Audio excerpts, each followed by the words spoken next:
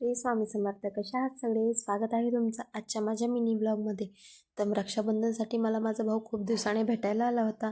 So त्याने माझ्यासाठी साडी आणली होती, कॅडबरी आणली होती आणि बरंच काही सामान वगैरे घेऊन आला होता. आता भाऊ घरी आला आहे म्हणल्यास फिरायला जाणं तर झालंच ना. मग काय, पटकन आवरून वगैरे घेतलं आणि मस्त रेडी झाले आणि आम्ही निघालो फिरायला. आणि जसं मी तुम्हाला प्रत्येक वेळेस सांगते की स्वामी मला प्रत्येक वेळेस रस्त्यात दर्शन देतात, तसंच स्वामींनी ह्यावेळेस पण मला दर्शन दिलं.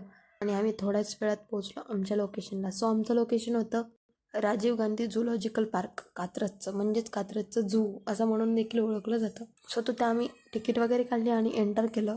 मध्ये एंटर करताच मी माझ्या भावाला असं बोलली आणि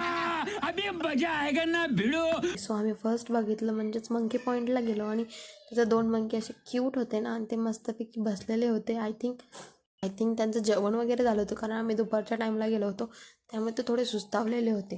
सो आम्ही पुढे गेलो स्नेक पॉईंटला. हा बघा, हा साप कसा डान्स करत होता. थोडं पुढे जातात हा अजगर आहे ना, हा असा झोपला होता डेंजर.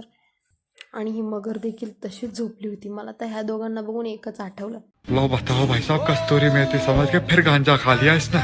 ए बिल्लू, ए बिल्लू. पुढे गेलो तर हे घोरपड आहे असं तिथले लोक म्हणत होते. मला याचं नाव माहीत नव्हतं, पण हे डेंजर होतं. आणि मस्तपैकी वातावरण बघ खूप छान होतं. ऊन असल्यामुळे थोडासा थकवा लागत होता. आणि आम्ही पुढे काय काय बघितलं हे जर तुम्हाला जाणून घ्यायचं असेल तर उद्याचा ब्लॉग नक्की बघा. आणि थँक्यू फॉर वॉचिंग.